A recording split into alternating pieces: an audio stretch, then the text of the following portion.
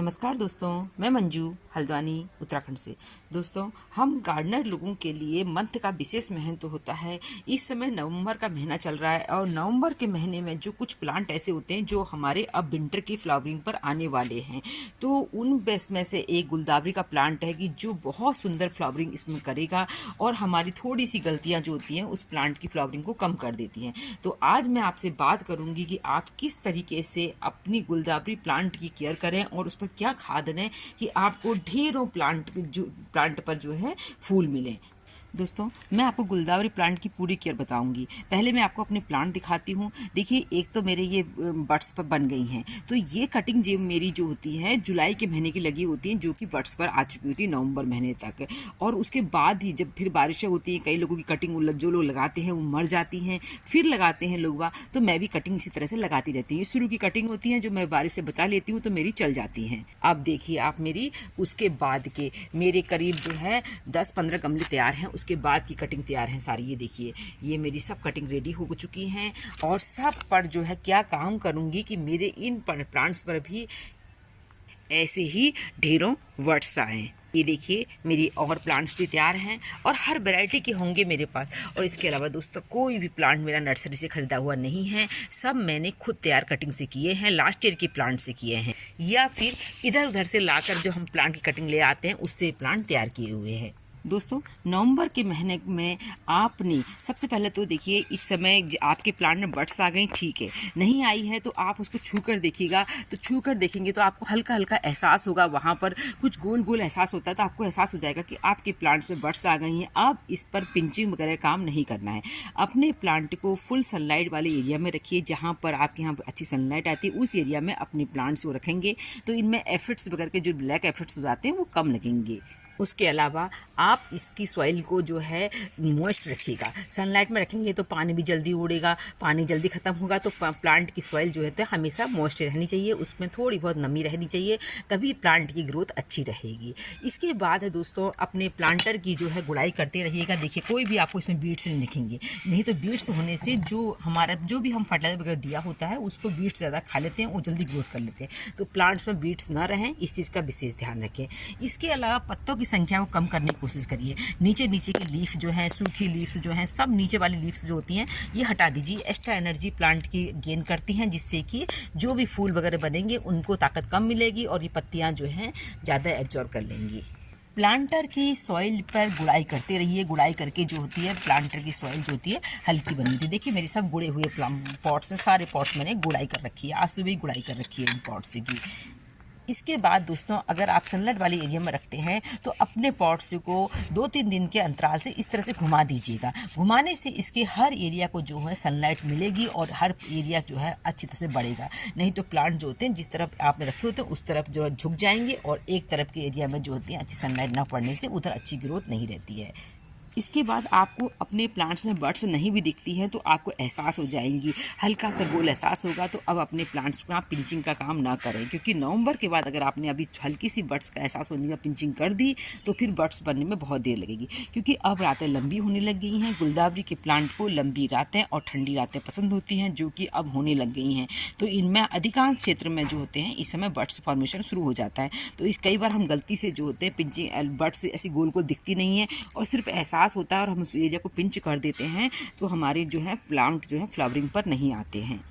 इसके बाद दोस्तों, जब आपने सनलाइट वाले एरिया में रखा है तो इन प्लांट्स को 2-3 दिन के अंतराल से आप तेज़ धार से नहला दीजिए, जिससे कि जो इन पर ब्लैक एफिड्स वगैरह होते हैं वो कई बार हट जाते हैं हमारे तेज़ धार की पानी से। तो ये ऊपर से नहाए हुए काफ़ी प्लांट जो होते हैं इसमें फ्रेश महसूस होते हैं।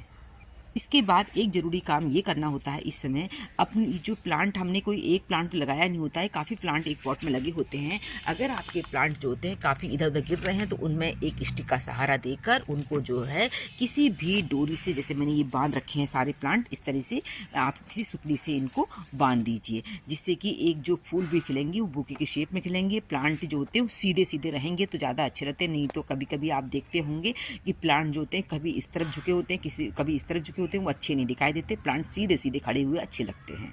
इसके बाद दोस्तों आपने एक ज़रूरी काम करना होता है, इसमें हर चौथे पाँचवें दिन या जैसे आपके प्लांट्स की नीड है इस पर नीम ऑयल का स्प्रे करिए। इस पर जो है डिश वॉश को किसी पानी में घोल के उसका स्प्रे करिए, तो उससे जो होते हैं ये प्लांट पत्तियाँ चमकदार होती हैं। बात करते हैं दोस्तों, अपने प्लांट को आप क्या खिलाएं क्या पिलाएं कि आपके प्लांट जो होते हैं इसमें इतनी सारी बर्ड्स आ जाए कि आप गिनते गिनते थक जाएंगे। तो इसके लिए इस समय दोस्तों अब जो समय होता है, हमने जितना फर्टिलाइजर देना होता है अपने प्लांट को अभी तक दे चुके होते हैं, पर अब जो है इनको सॉलिड फर्टिलाइजर अपने प्लांट को न देते हुए हम लिक्विड फर्टिलाइजर देंगे। और लिक्विड फर्टिलाइजर किस तरह से बनाएंगे, क्या क्या चीज़ उसमें मिलाएंगे, वही सब मैं आपको बताती हूँ। ये देखिए, मैं जो दे रही हूँ उसका ऑप्शन ही बताऊंगी। आपके पास ये नहीं तो आप बोची दे सकते हैं। आपके पास मैं गोबर की खाद दे रही हूँ पुरानी, आपके पास पुरानी गोबर की खाद नहीं है तो आप वर्मी कंपोस्ट दे सकते हैं। अब मैं इसके बाद जो है ये देखिए थोड़ी सी नीम की खली निकाल रखी है मैंने। नीम की खली जो है हमारे प्लांट में चींटियों वगैरह का अटैक से बचाएगी और जो है ये गोबर की खाद जो है इसकी ग्रोथ को इम्प्रूव करेगी, क्योंकि इस समय ग्रोथ का सीजन चल रहा है। तो नीम की खली जो है आपके पास नहीं है तो नीम के पत्ते मिला दीजिए। इसके बाद जो है ये देखिए, ये बहुत ज़रूरी है, इसका कोई ऑप्शन नहीं है। आपको सरसों की खली जो है अपने प्लांट को देनी ही पड़ेगी। इस समय सरसों की खली से बहुत सारी हमारी बर्ड्स आती हैं, बड़ी बर्ड्स बनती हैं और अच्छी मात्रा में निकलती हैं। सरसों की खली नहीं है आपके पास बाजार की तो आप घर के सरसों को जो है पीस के थोड़ी सी उसको डाल दीजिए।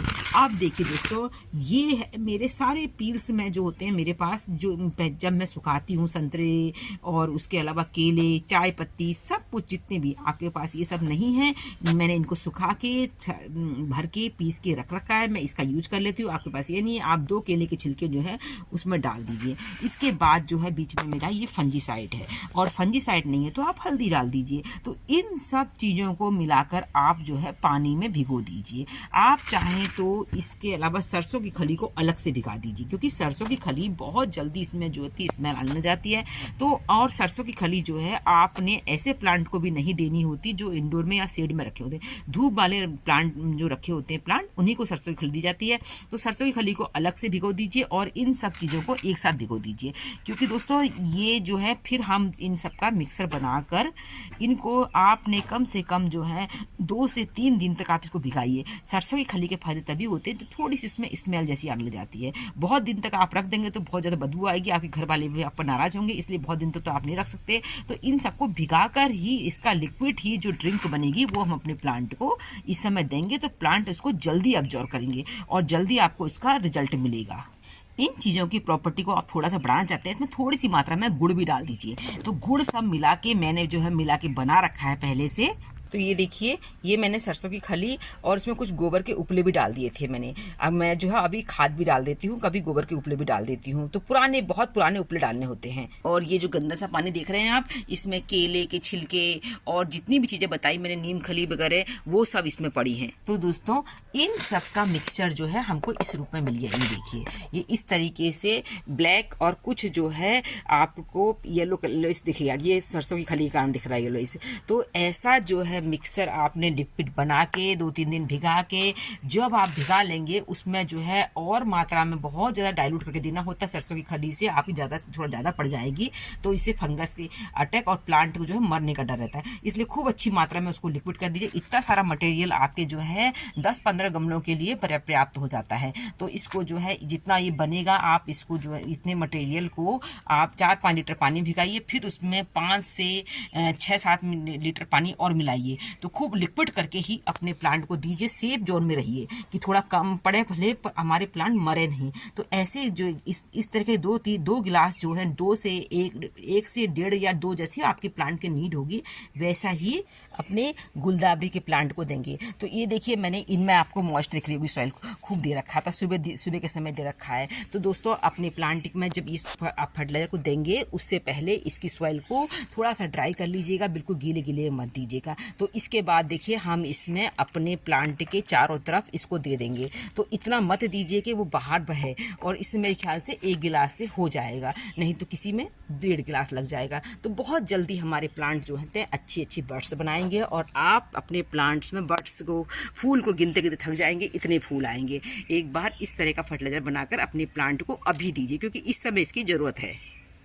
इस फर्टिलाइजर का दोस्तों स्प्रे नहीं किया जाता है, इसको प्लांट की जड़ में ही दीजिएगा, जड़ में देने से अच्छे रिजल्ट रहेंगे। और ये देखिए मेरे इतने सारे मेरे को विंटर फ्लावरिंग प्लांट लगाने हैं। तो दोस्तों उम्मीद करती हूँ आज की जानकारी आपको पसंद आई होगी। आप भी अपने गुलदावरी के प्लांट को अभी ये फर्टिलाइजर देंगे तो आपकी गुलदावरी में भी ढेरों कप बर्ड्स बनेंगे और खूब सुंदर फूल खिलेंगे। फिर मिलते हैं किसी दूसरे वीडियो में, तब तक के लिए नमस्कार।